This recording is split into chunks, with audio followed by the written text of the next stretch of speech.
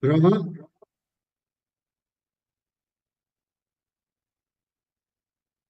1, 2, 3,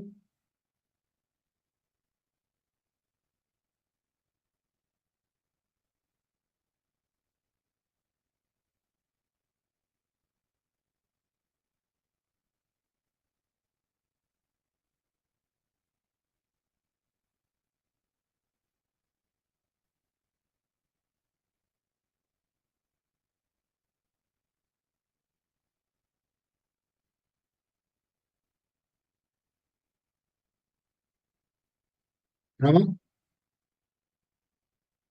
prova,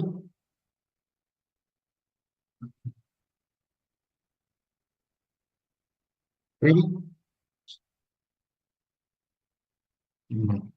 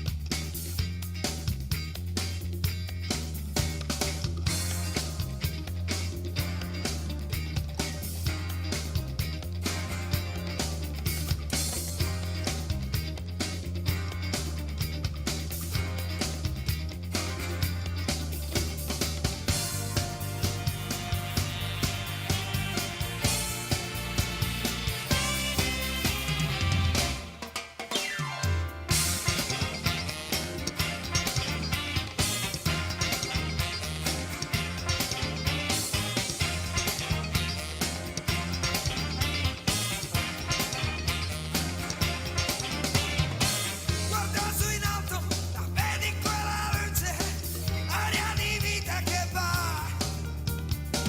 Andremo insieme a prendere la luce.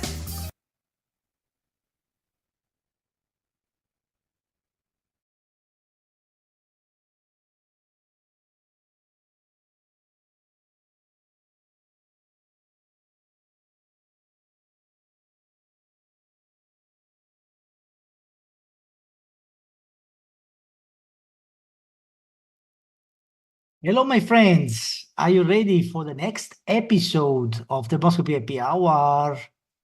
See you soon. Hello, Emilio. Hello, Jeppy. Welcome to the Dermoscopy Excellence. Digital training.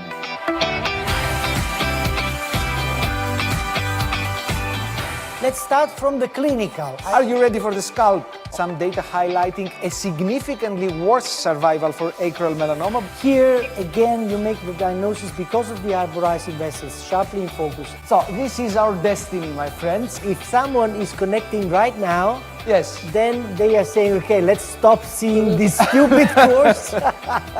But then, if you look at the tables and you see the reason why. Melanoma on the face is a lazy guy. Morphologically, dermatoscopically. Bravo, my president. Eh?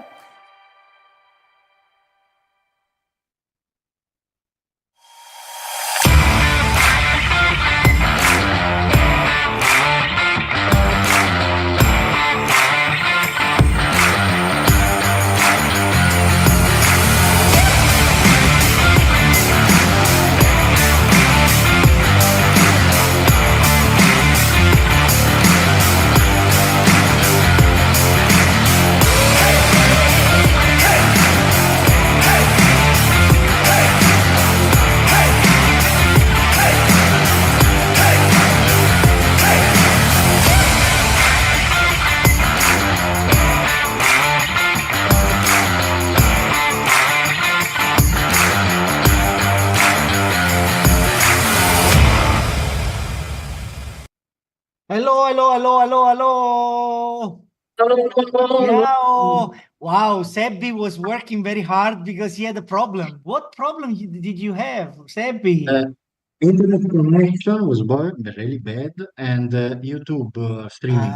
Bad. Okay, okay. But you know that we are, let's say, very, very covered and relaxed having Sebbi in the bottom room. The bottom room. Sebastiano, did I tell you that I love so much your new hairstyle? This is for you, you know.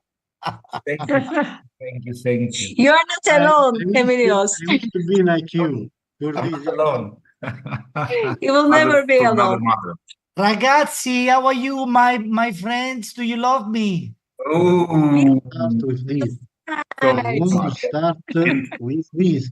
And despite the problems, the technical problems, we're still at 8 sharp starting. Jetty, you're putting Yes. us in line. look what Sebastiano is showing. Look, Please yes. send your case, please, so we can talk about them. Yes. Yeah. Wonderful, wonderful. Very good idea to remind everybody that you have to send us your cases in order to build up a full episode just discussing your cases. Huh? But you know that today something very important happened. I don't know if you are a Formula 1 fans or not, but yes, after years, Ferrari got the first and the second position in the Australia Grand Prix. And Yes. in the chat just reminded me from Melbourne. So hello, Tilak, and hello to all of you from all over the world once again. I see so many countries, people from so many countries connected. Yes. So,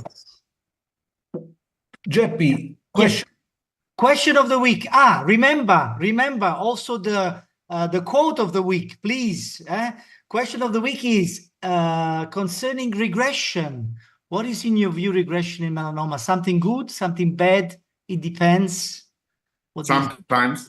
Sometimes, yeah.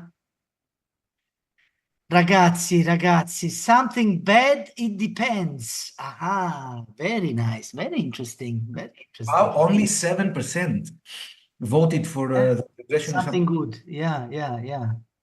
It looks like, well, we have to discuss about this, yeah? Don't you think so, Emilio? Are we talking about Yeah. dermoscopic or histological regression? Yeah. That's a good point, and we will see it.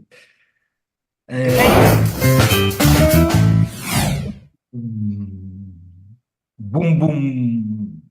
So I would say that I belong to this minority of 7%. What about you guys? Me too. Me too. All of us. Okay. So then we are not such a big minority. We are not alone. We are not alone. Emilio, what paper did you prepare for us? I prepared for you two papers, in fact, but the presentation of the papers will be very fast because they had one main question and one clear outcome. So we will do it very fast. By the way, we are expanding the list of our quotes. It's gonna be lovely in the end. I'm so sure about it. So let's go with the paper of the week. So the first one is this paper from a group from Torino, published in the British Journal in 2018, which was a very analytic and very well-conducted systematic review and meta-analysis of the literature with one specific question: if histopathologic regression is associated with a worse or better prognosis. So, okay, this is the usual design of many studies at the beginning entering in the review, but then in the end, 10 studies were included in the meta-analysis, which means data from 8,557 patients, not so bad, a good number of patients with melanoma.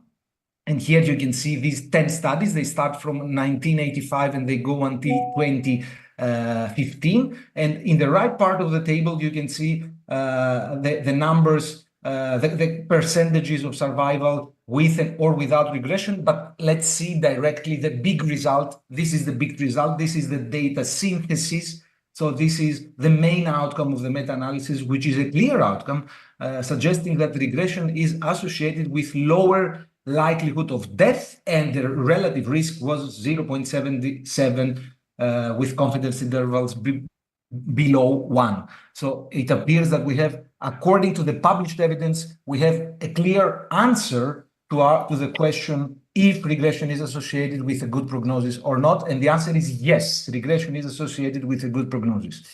Another study that very quickly I would like to show you, very nice study in my view, published in JAMA Derma in 2021. In this one, they evaluated two very large cohorts. One was an Australian cohort, the other one was a Dutch cohort.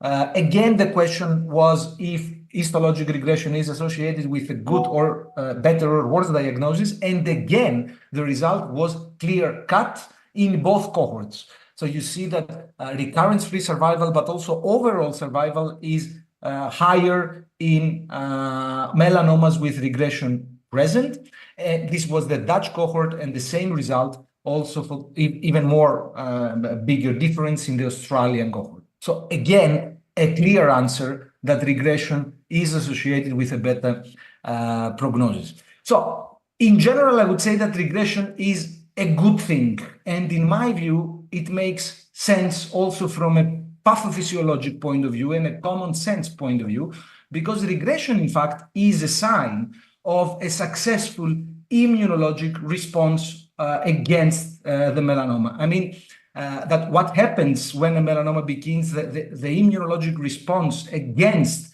the melanoma cells, of course, involves the dendritic cells that recognize the antigens, and then they specify the T cells which attack the melanoma cells and they kill them. At the moment that this happens, the killing of the cancer cells, what appears histopathologically are melanophages, because this is the end stage of the killing process. And this is precisely what we see as regression histopathologically, and we also see it dermatoscopically by observing these melanophages with the form of gray granules or dots.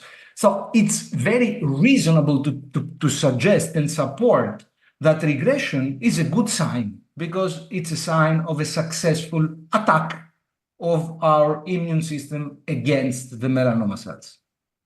Of course, the argument against here could be, okay, but if regression is a good thing, then how is this possible? I'm showing to you the case that I included in the Kahoot of last week, which was a melanoma, as you can see, with extensive regression, but with regional metastases. So we have a fully regressive melanoma, which is metastatic. And this is another even more impressive example. This was a patient that came to us because he had palpable lymph nodes that were biopsied and they were diagnosed as melanoma metastases. Therefore, we were trying to scan the area surrounding the axilla. And just because of this, we were able to locate something that still is not visible, in my view, to your eyes. It's this one.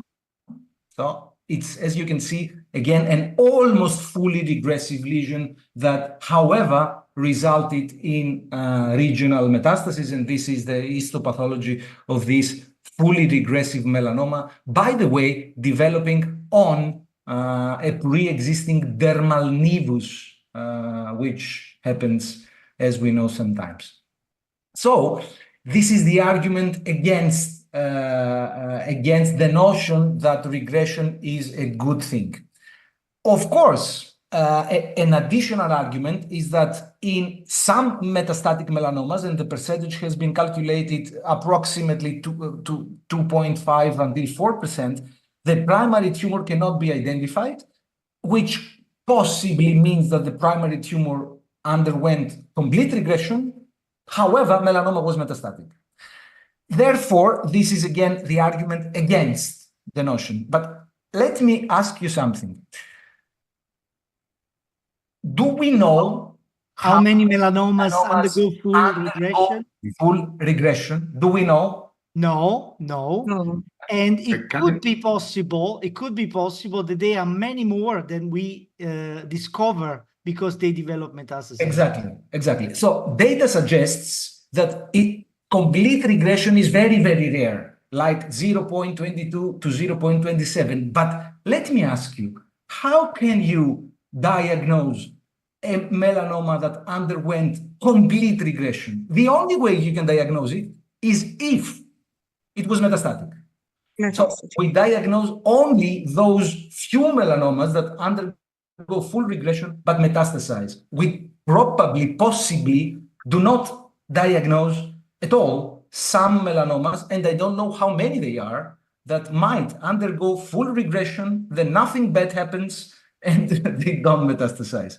Therefore, just another very impressive example. This is a lady with, you can see here, a subcutaneous mass, a huge subcutaneous mass that was biopsied and diagnosed as metastatic melanoma. And then we were able to find this part of the skin that clinically is invisible. Dermatoscopically, there are some signs of regression. We excised it.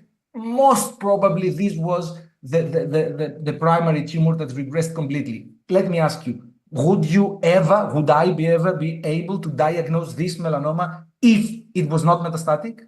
Never. No. Never. Absolutely not. Yeah, no way. So, But can I ask you guys, yeah, in your practice, what's the percentage of melanomas of unknown primary?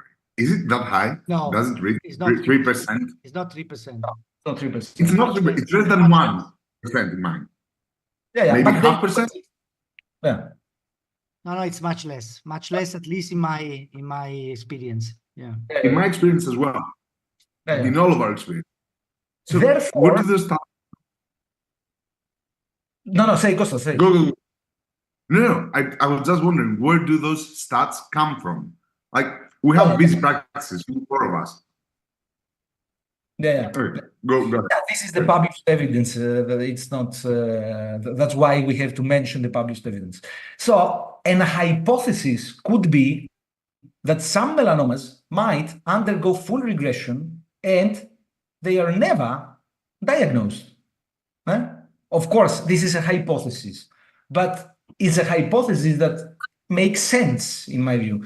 And also, we cannot estimate the number of these melanomas that undergo full regression in order to answer the question if these rare, fully regressed metastatic melanomas represent a good percentage or not. Possibly they could represent a very, very, very small percentage of fully regressive melanomas. So I would say I prefer to stop here. I have something more, but only if we have time, I will come back to this. Let me stop here for the moment. And Yeah, maybe just I will just add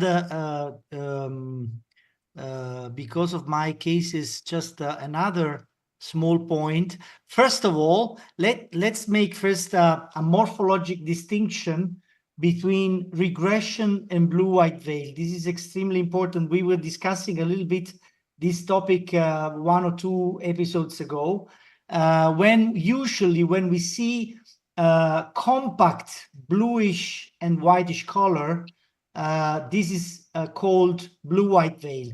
I would prefer to call it blue-white veil not only when I see compact, dense blue and white coloration, but also when this coloration is corresponding to a palpable portion of the lesion. So that means that there is for sure something going wrong into the dermis, into the deep dermis. So melanoma cells invading the dermis.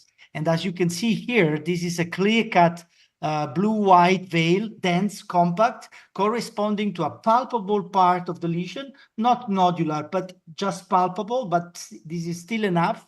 And as you can see here, from the cut, we did on fresh tissue, you see the pigment, how the pigment is going down, you know, it's impressive, corresponding to this bluish part. So definitely, this is called blue-white veil, and it's usually corresponding to melanoma cells invading the dermis. This is completely different.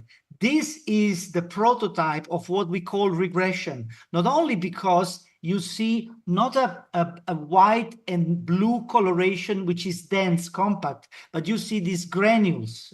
You see whitish color corresponding to fibrosis, and pepper-like granules, bluish granules corresponding to melanophages. That's for sure. This can only be regression, especially if associated to an area of the lesion which is flat or even atrophic, like in the case here. Okay, so this is mathematically regression, and regression definitely corresponds again, I tell you, to the presence of melanophages and fibrosis. Okay. Now, what is the problem? We said that we are all convinced that, I mean, come on, regression is a good thing because it's an immunologic response against the tumor. But on the other hand, regression is a confounding feature. Okay, this is a little bit the problem. It's a confounding feature, meaning that, for example, even in a case like this, even the diagnosis cannot be made. You know, we cannot say that this is a melanoma because when we removed this lesion, the pathologist was not even he was not able to see even one melanoma cell. It was just what they call tumoral melanosis. It means a lot of melanophages, and since there are also additional characteristics of the histopathologic regression, they call it tumoral melanosis because they can hypothesize that that this lesion is a melanoma, but they cannot tell for sure. Okay, so it's a confounding feature. Okay, so what does it mean? It means that it could be possible that this lesion, before undergoing regression, was a thick lesion, was, let's say, a 2 millimeter thick lesion, and then regression was coming and then destroying the thick melanoma, in the thick melanoma portion. Okay, and therefore this melanoma acquired anyhow the capability to give metastasis, even though today we are not seeing anymore the thick part of the melanoma. Okay, and here I show you again one case in which we can see the problem of the regression as a confounding feature. This is a patient who was referred to us because 1 month ago they excised the lymph node and a diagnosis of regional metastatic melanoma was performed in the axilla. So then we visited the patient and we found out that there is a clear-cut melanoma on his shoulder, on his, not the shoulder, the arm, okay? By the way, 5 years ago, this lesion was excised, and it was diagnosed as a dysplastic nevus, but eventually this was not a dysplastic nevus, this was a melanoma, which eventually relapsed, and now it's looking like this, okay? So can you imagine, 5 years ago, this lesion was excised, and it was diagnosed as a dysplastic nevus. But of course, the lesion was relapsing again, and then in 5 years was acquiring the capability to give metastasis. But now, when we excised this lesion, this was not a thick lesion. This was an invasive melanoma. You can see that there is still a palpable part of the lesion, but I mean, it was like 0.8, 0.9, you know, something like that. But who knows what was the thickness that this melanoma was acquiring before the regression was able to destroy everything, you know? So this is a little bit the problem with the regression issue. So it's a confounding feature. It's a good stuff, but it's confounding. Basically, when there is a melanoma with a heavy regression, we cannot be sure completely what is the real thickness that the melanoma acquired in his historical evolution. Okay. But on the other hand, I like very much what Emilio said. It's for sure that the great majority, 99% of the patients who are found metastatic with unknown primary, they are due to the fact that the primary melanoma was completely destroyed by the immune system, complete regression. But we don't know how many melanomas are going to regress spontaneously, and how many are saving the life. Let's say regression is saving the life of the patient, and how many instead regression is not enough to save the life of the patient. Exactly. Oh, Exactly. and with this, we can see if there are questions. By the way, Yes, there are questions. Yeah. Dennis says regarding the incidence of completely regressed melanomas.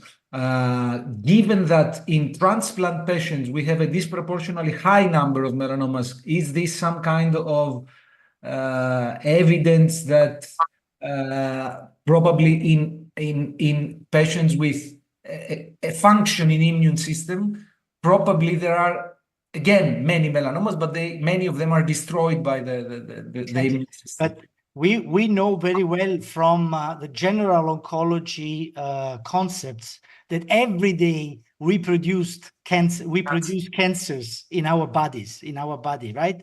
But the immune system is able to destroy these few cells which are mutated, and therefore the immune system is protecting us from many types of cancers every day. Yeah. Mario says that twice it happened to me that histopathology was completely regressed lesion, but impossible to say benign or not. That's perfectly the point also that JP raised. That's true when the lesion is fully regressed. So what do we do in this case? Enlargement.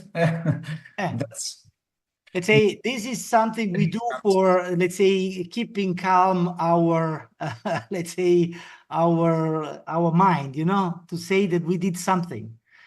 We do generally re-excision of these cases, but just to do something, but there is no, let's say, no guidelines, no evidence that what we do is reasonable. Yeah. Especially in the scenario that you showed of tumoral melanosis, this massive dermal regression. It's very, very probably almost sure that it corresponds to the regression of a melanoma. Therefore, I think that in this case, we have good arguments to do at least a wide excision. Gonghan says that if the primary tumor undergoes full regression, there may still be a risk of metastasis where the cancer cell have spread to other parts of the body. Yes, exactly. These are the cases that we showed.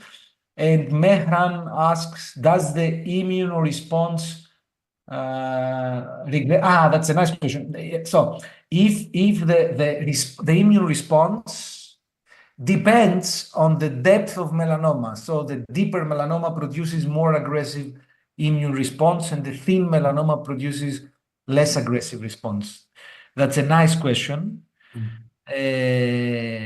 So I have the following opinion, and this was in the slides that followed. I think that an immunologic attack begins every time a melanoma starts. So the immune system is trying to attack.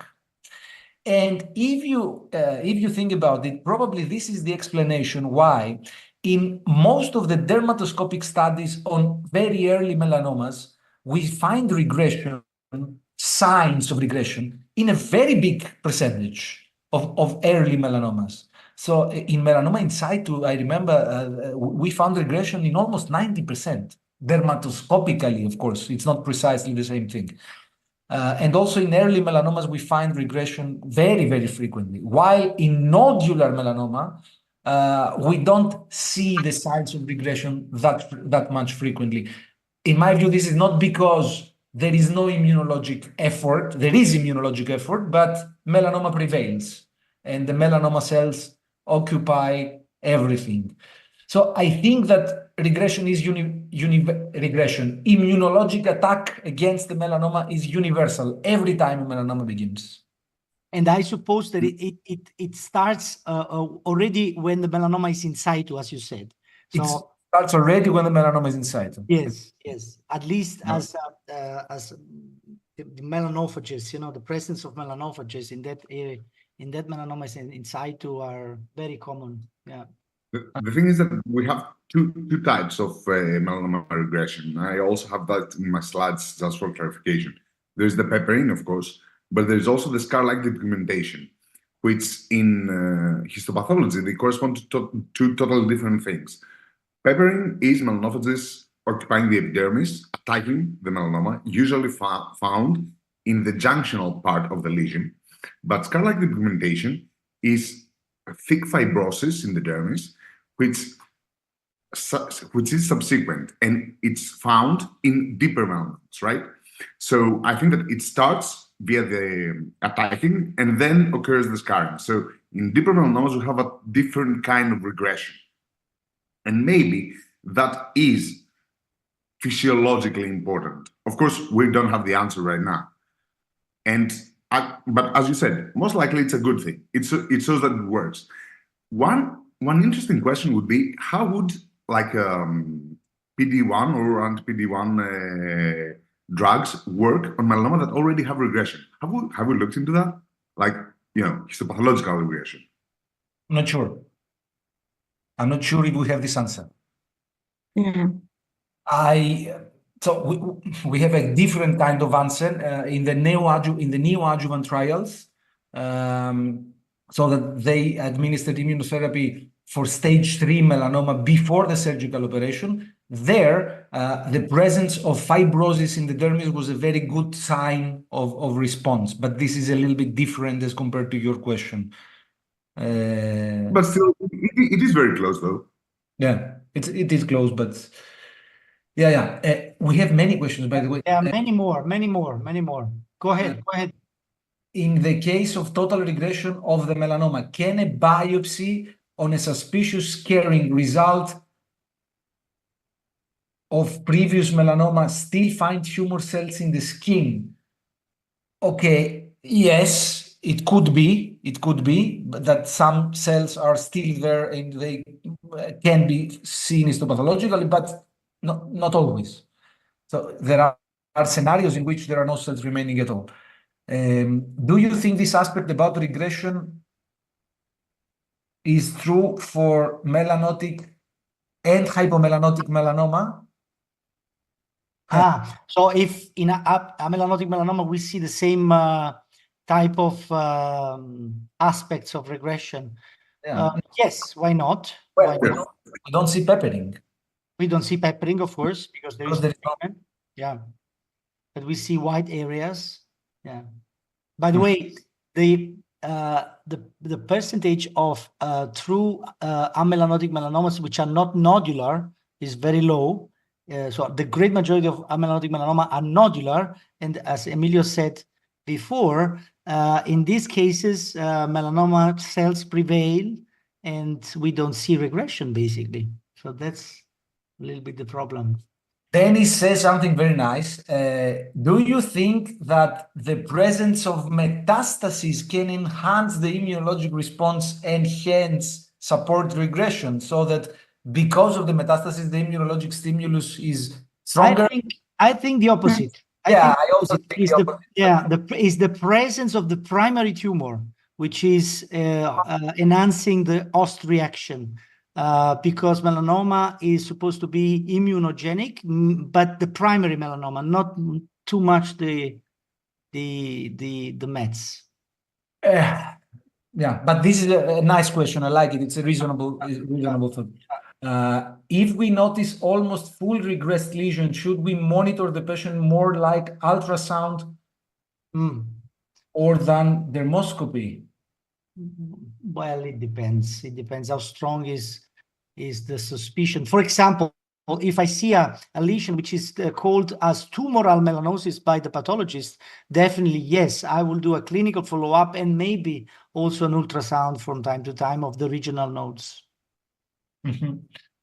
The patient with over 9 concomitant melanoma, many of them with substantial regression, all excised 2 years ago, develops vitiligo-like patches on the face without immunotherapy. A great immunologic response. The patient is still alive 5 years after surgery. Yes, yes, yes.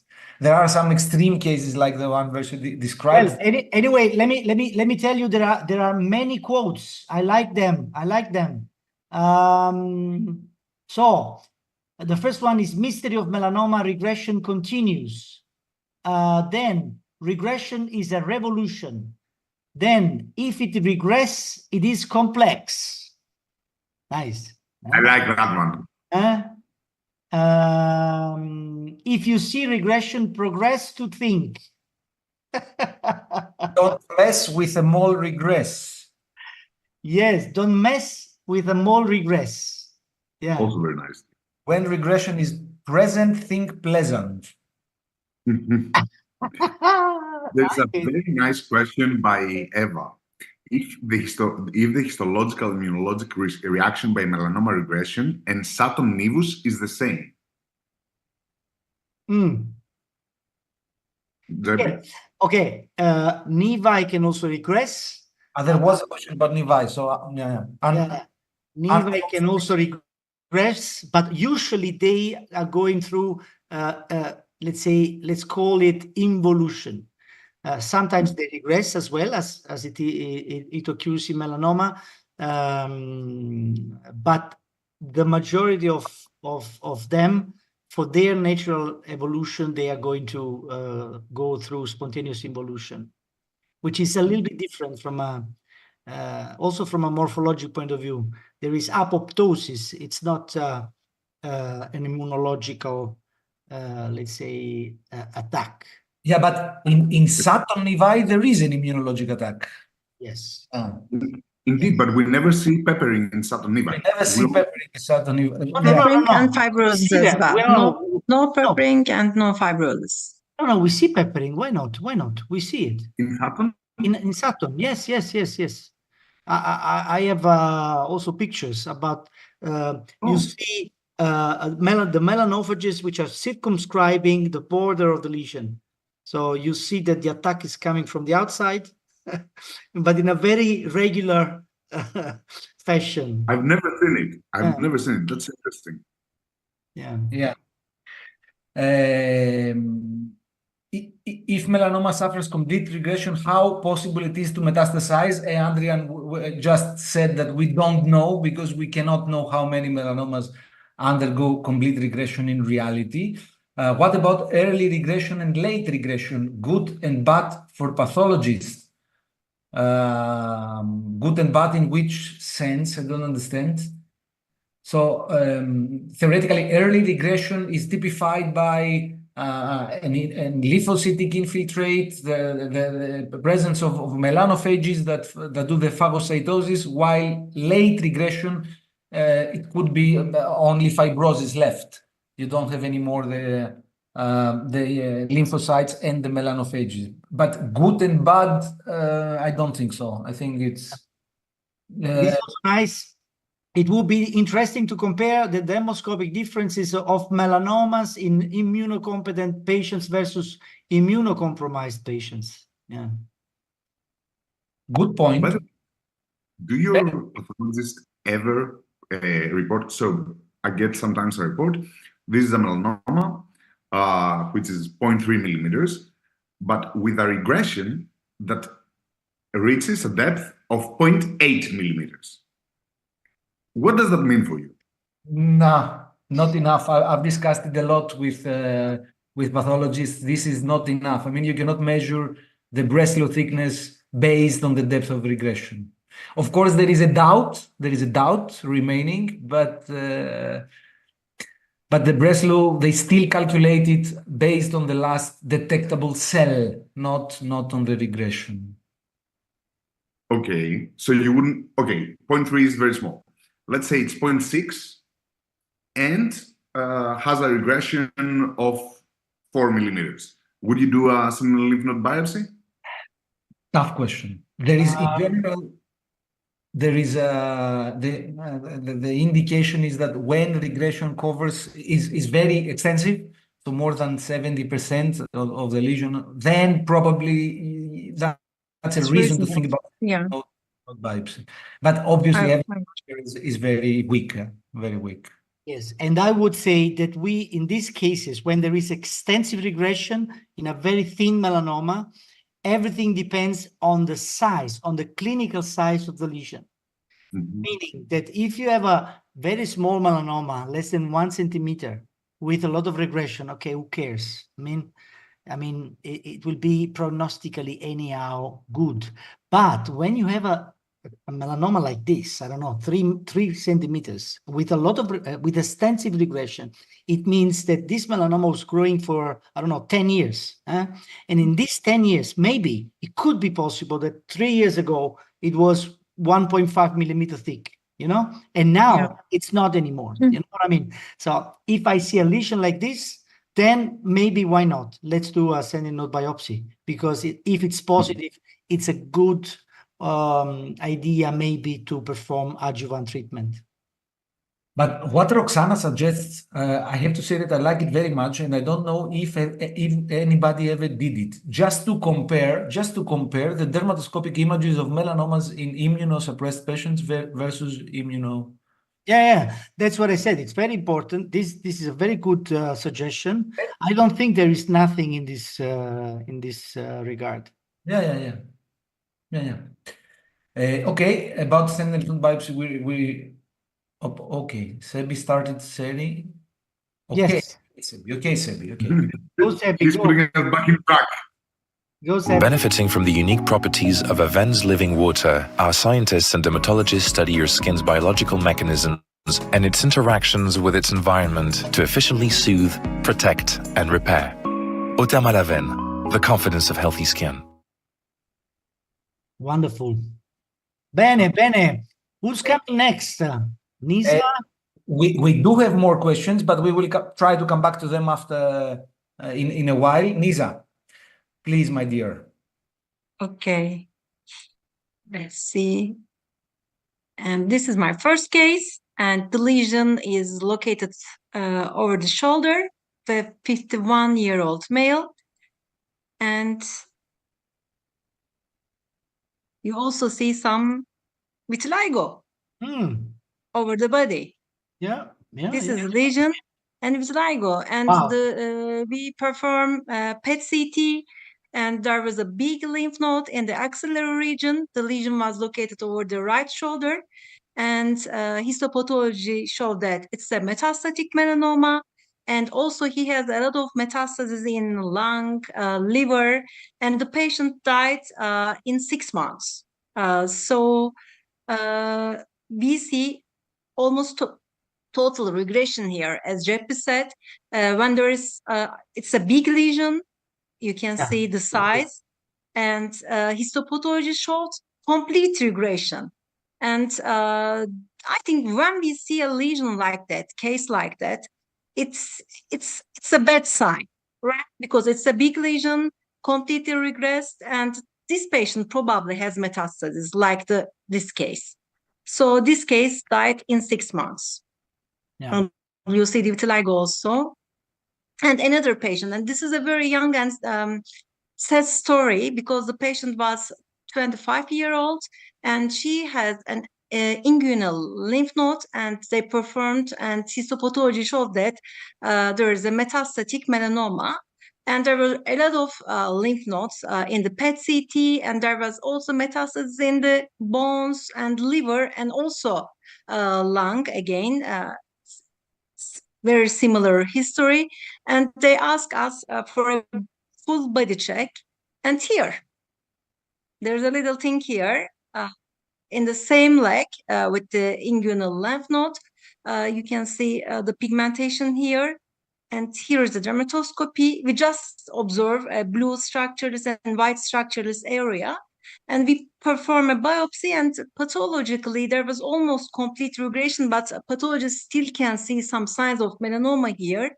And when I asked the patient what was there here, because she was so young, 25-year-old, and she said that suddenly a nodular lesion developed here 1 year ago, and then suddenly it regressed completely, and 5 months later the inguinal lymph nodes begin to grow. So the question is, this melanoma first metastasized to lymph nodes, and there's an immune reaction. And due to this immune reaction, this melanoma regressed completely or some other thing. We don't know what happened, but this patient also died in 6 months. And this is also very interesting, and I would like to take your opinion here.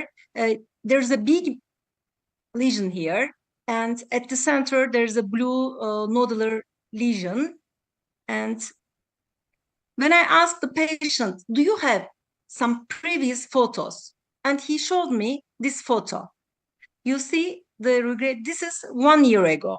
And there are some also blue-gray spots at the periphery. Probably these are also metastases, don't you think so? Around the lesion, because they are not here right now. And the lesion regressed and nodular one appeared here. So this is a nodular component of this lentigo maligna, or is this a metastasis? And histopathologist said that this is a metastasis, not a nodular component of the tumor. So the tumor almost completely regressed, and this nodular one developed. This is also, I think, interesting. Yeah. And here is the close-up. And now the dermatoscopy of the lentigo maligna part. And here is the metastatic part. And I'm going to show you something interesting with this case. You see the nodular part with 405 nanometer, but the regression doesn't exist in the 405 nanometer.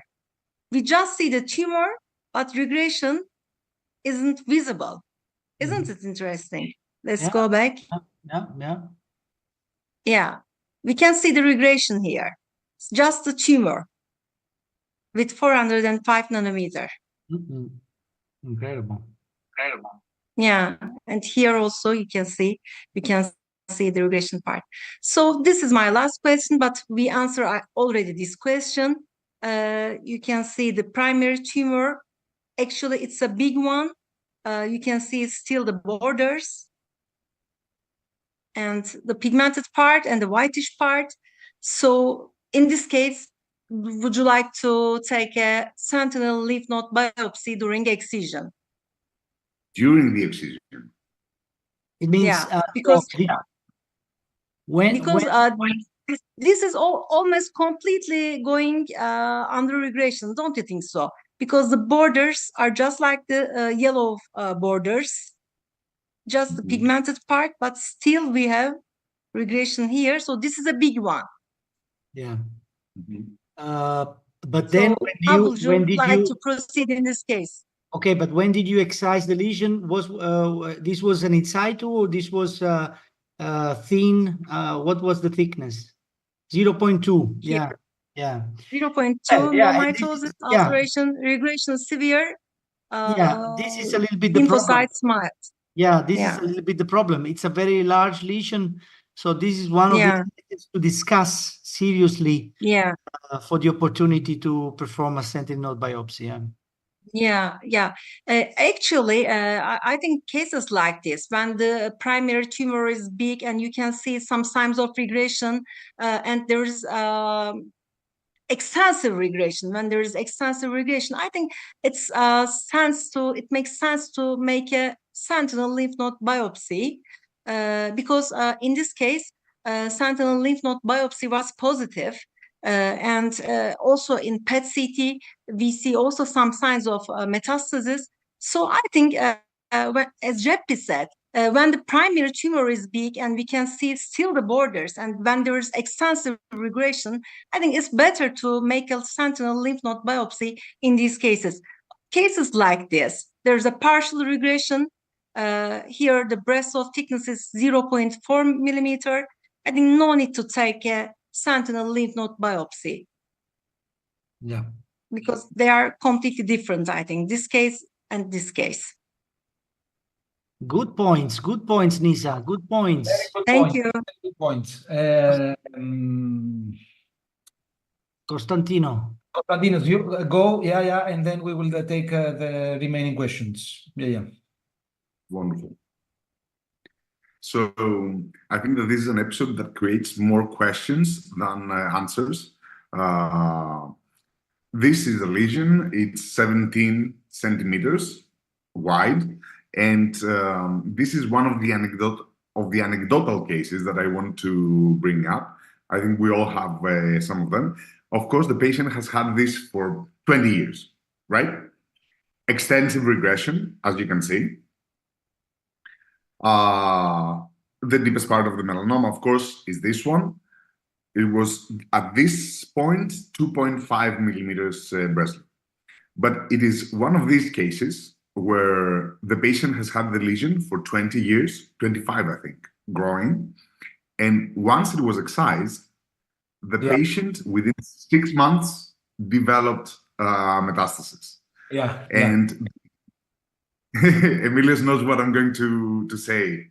So it's like the presence of the primary tumor was a very strong immunological stimuli, keeping the metastasis in check. And once you remove the primary antigenic stimuli, the tumor goes out of control. So I know that we've discussed it. We all have these cases. It's a very interesting point that, of course, we cannot leave the tumor there, but maybe. That's the frustrating thing with this point, that we all believe and we all agree. But then what? Should we leave the primary tumors there to act as an immunologic stimulus? No. But of course, yeah. I want to bring this point up, and I will go quickly because I know that we're late.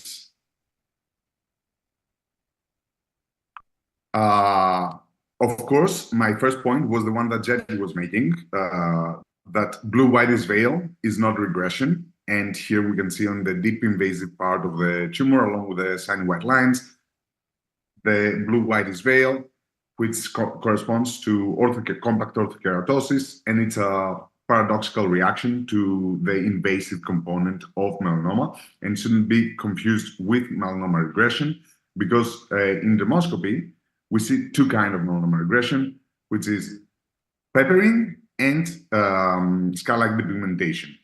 Histopathologically, peppering corresponds to melanophages along the entire epidermis and can also be seen in dermis. Emilius had a really nice paper showing that a very big proportion of melanomas in situ present with signs of regression, indicatively. Peppering, not to be confused with scar-like depigmentation, which is usually a dermal fibrosis and corresponds to deeper proportions of the tumor, usually found in invasive tumors, and also not to be confused with homogeneous areas. So scar-like depigmentation needs to be, it's like a scar. It needs to be wider than the surrounding skin. So, for example, this area is not a regression. I get that from my residents a lot. So, like, is this regression? No, it's not. It needs to be wider than the surrounding skin. And this is what it corresponds to. And of course, some more cases of melanomas in situ displaying this nice peppering, better seen with non-polarized light, as you can see here, since it's melanophases higher up in the epidermis. Many more cases of melanomas in situ showing peppering better displayed with non-polarized light. And here, yes, we do have scar-like depigmentation.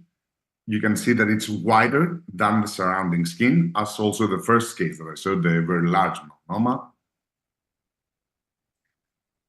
But keep in mind that we can find this is a BCC regression.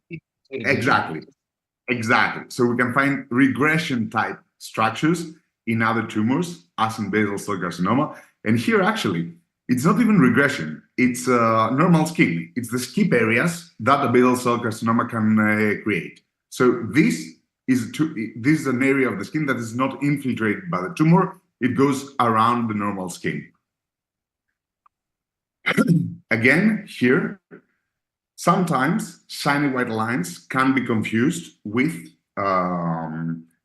scar-like pigmentation. However, they get lost in non-polarized light, and this is the way to distinguish them. And this is one of the cases that we were discussing. So this is melanoma in situ for the largest proportion of it, with the exception of here that it was 0.5 millimeters with extensive regression, but only focally at this point. And my question to you is, would you perform a sentinel lymph node biopsy here, JP? Maybe not. It's not a very large lesion. Regression, yes, but not accounting for the great proportion of the lesion. So I wouldn't say. Yeah. I also did the same. It's now 3 years after, and the patient is doing fine. And I think that were my slides. A very quick sum.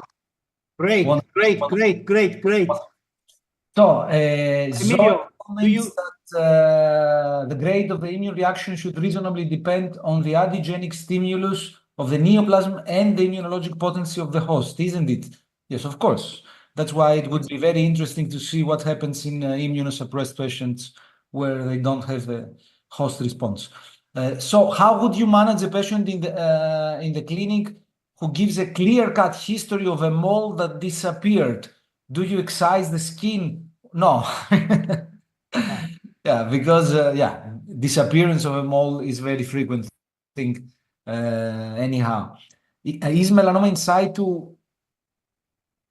Sorry, I don't get this question. Melanoma in situ.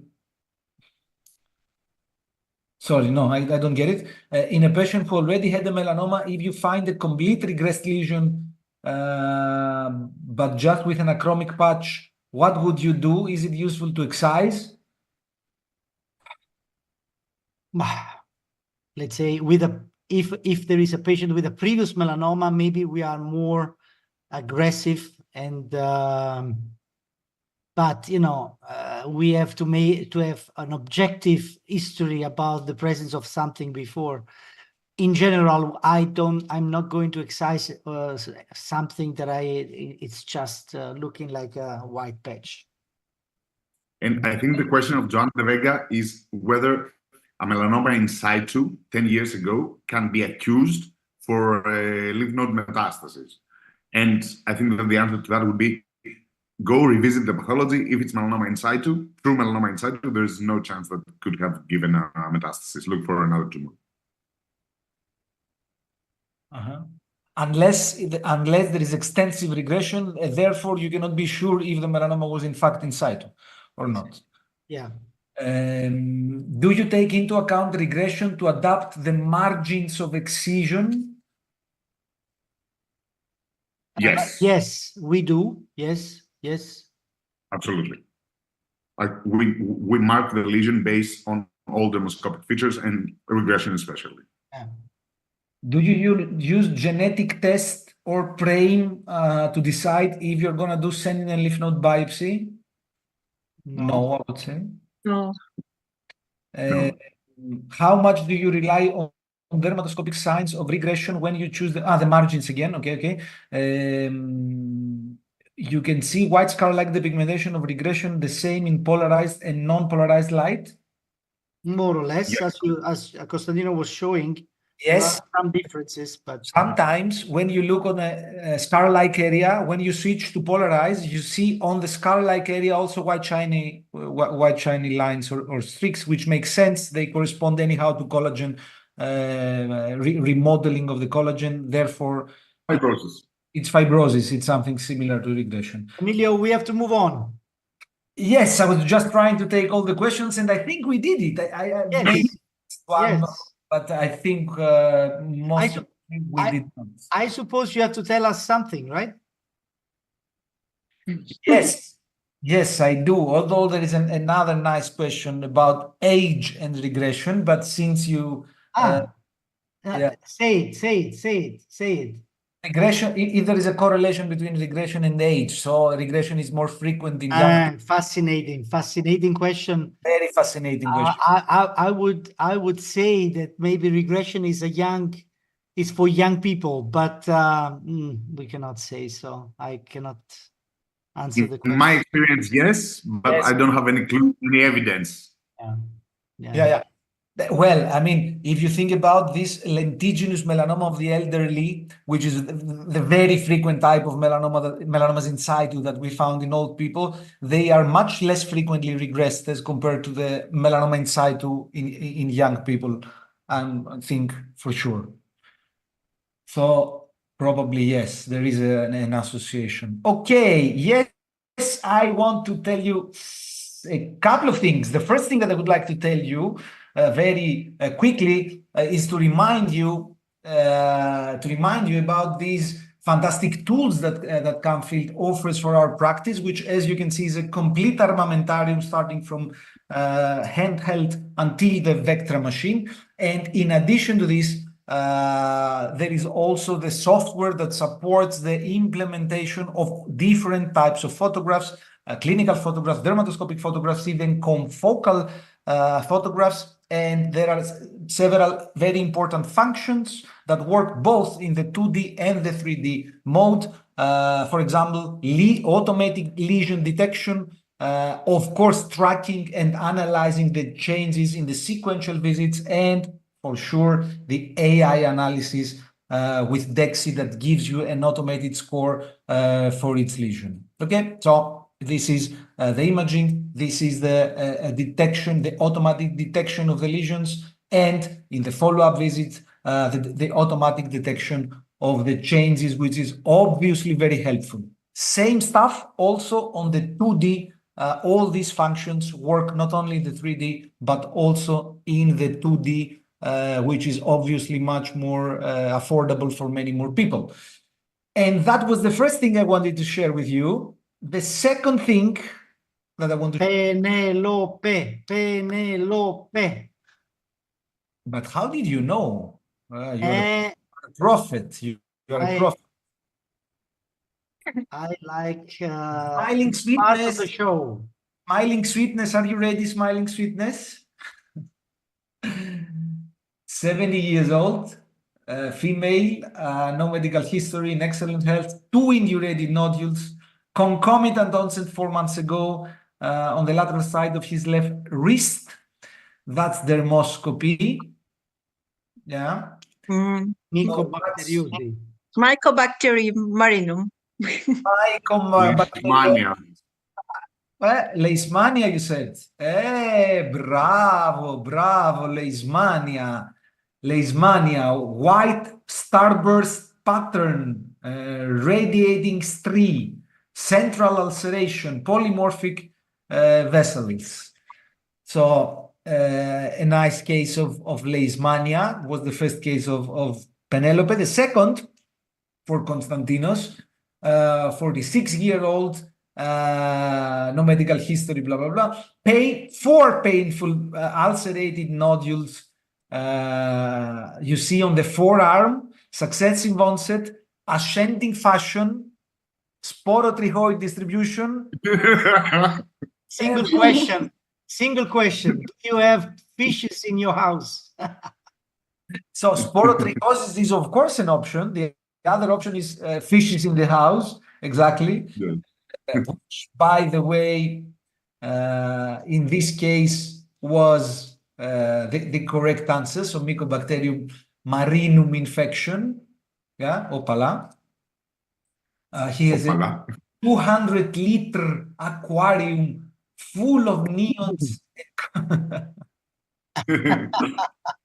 But you know that there is a lot of people who are completely crazy about aquarium. They have this. Yeah. I mean, it's a very expensive hobby. I have a couple of friends doing these things. So funny. Yeah.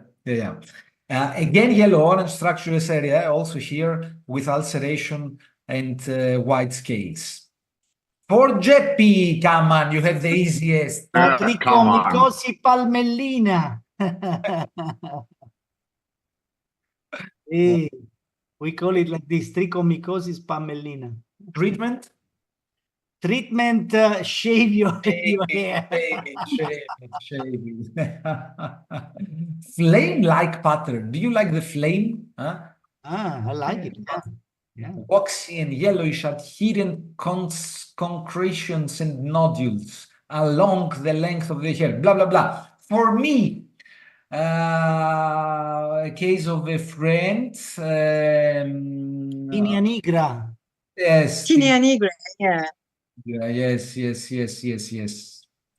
Quite Ah, Tinea nigra with a parallel ridge pattern and asymmetry of colors and structures. So BRAF positive Tinea nigra, but yeah, I agree.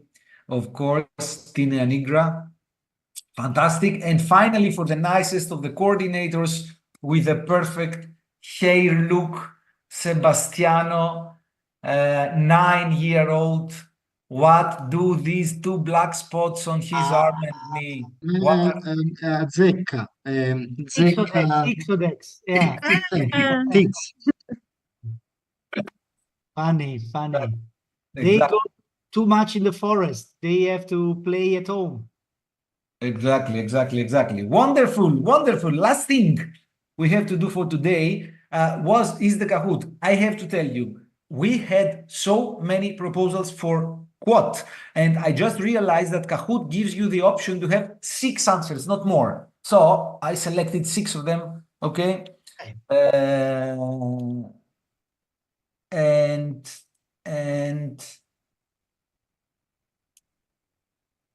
no, I want to share my sound also. Allow me to share my sound, please. Allow. No, it doesn't allow me to share my sound. Okay. In the left. Here we are. Okay. In the left, you can click. Yeah. Done. Okay, my friends. Bene. Evelina is saying that it's okay. It's 9:01 and we're already playing Kahoot. Chill.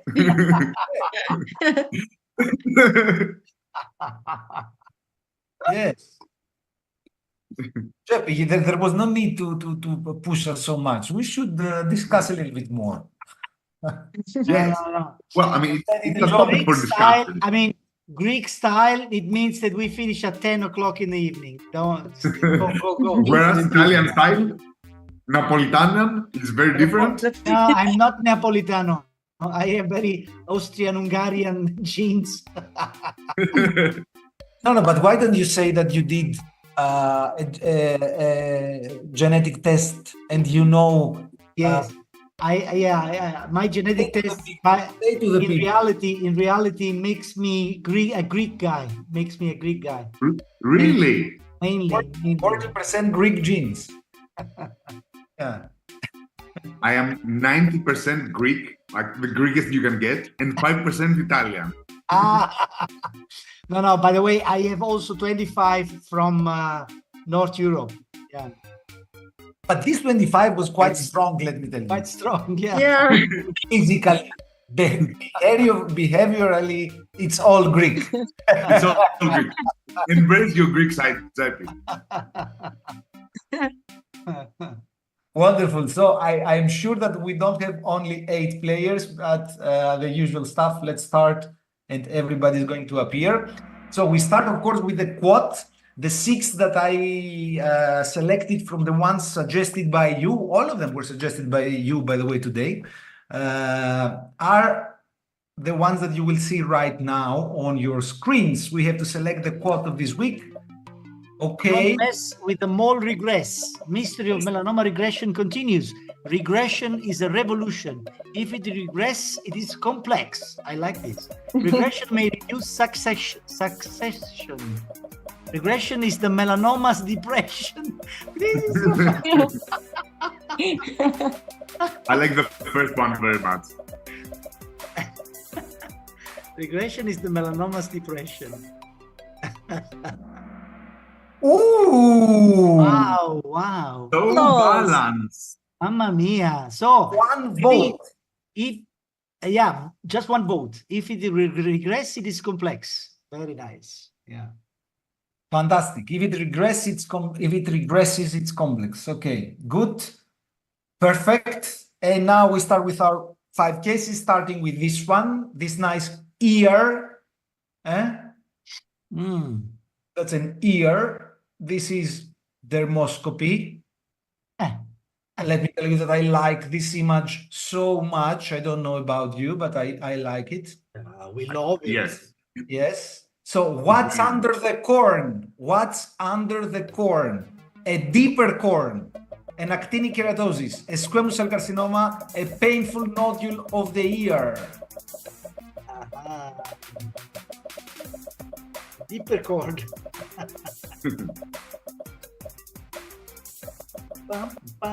The answer is, of course, a squamous cell carcinoma with beautiful, wonderful white circles and, of course, structureless white color also.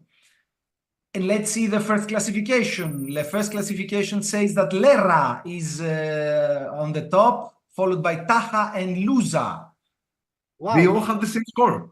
But all the same points, you see? They all have the same score. Oh, wow. Yeah. Wait, let me take a screenshot of this. This is sorry. unique. That's okay. So the second case, we start directly with a dermatoscopic photograph. True or false? This photograph was taken with polarized light. True or false?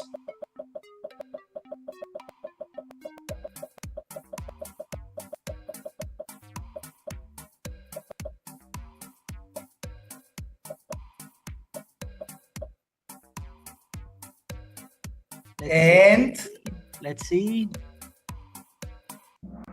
It was true. This photograph was taken with polarized light. Friends. True. My friends. True. I will show you. But Lera and Taha and Lusa are still leading the first positions. Are you watching this? Lera and Taha have exactly the same points, and the 3 next have exactly the same points.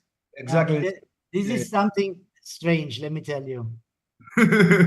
Let's see if it continues. By the way, this is the photograph of the same lesion with the non-polarized light. Okay. A clue. Okay. Say. A clue for the audience is that in non-polarized you can always see the bubble, so you can always see the alcohol. Yeah. Next one. That's the clinical. This is dermoscopy. And the question says, this photo was taken with Konstantinos gave the clue. light or non-polarized light. sorry, Emilios. Don't worry.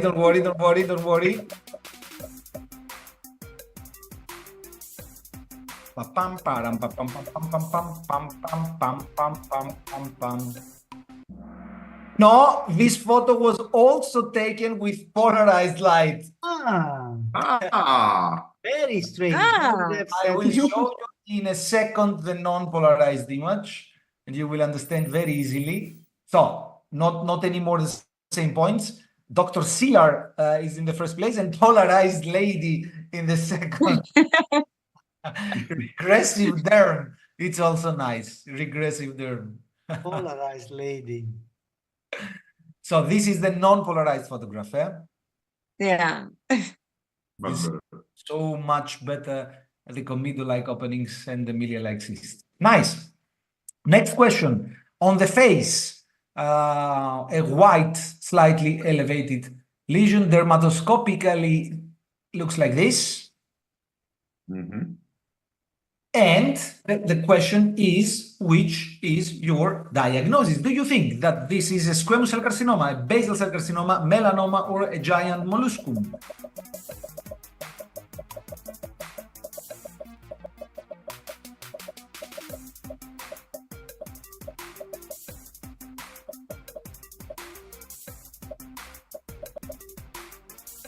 And of course, this is a squamous cell carcinoma. Of course.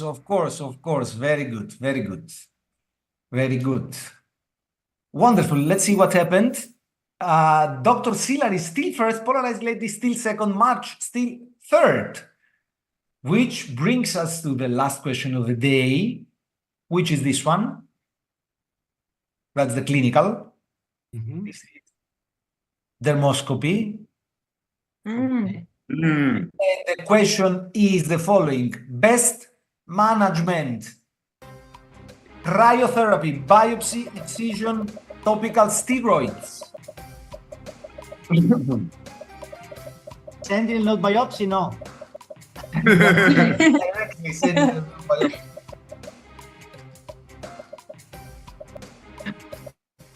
And correct answer, of course, was topical steroids, because this was the news that was described by Professor Meyerson. Professor Meyerson. Yes. Meyerson Nivus. Eczematus Nivus. Are you ready for the podium? Yes, go ahead. Third place goes to March. Second place goes to Polarized Lady. First place goes to Dr. Siller, who was there. Siller. 3 consecutive questions. I mean, all 3 of them were in these positions for the last 3 questions. So, congratulations. Wonderful, wonderful, wonderful.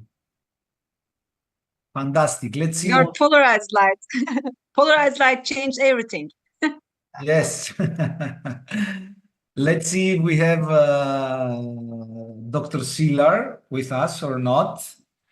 Sebastian is trying to find him or her. In the meanwhile, maybe we should say to our friends, to the worldwide audience, that next Sunday there is no Dermoscopy happy hour. No. You're so sad. But it's Easter. It's the Catholic Easter, so we don't have an episode. And when the Orthodox Easter is coming? The Orthodox Easter will be May 5th May. Summertime, almost summertime. Again, then we will not have an episode. So we will see us again in 2 weeks from now for the episode number 12. And by the way, I got a very nice idea for the next episode. I will share with you in a moment. Wonderful. By the way, on the people are complaining in the chat that we finished too early today. And of course, I hear this complaint. Yeah, too early.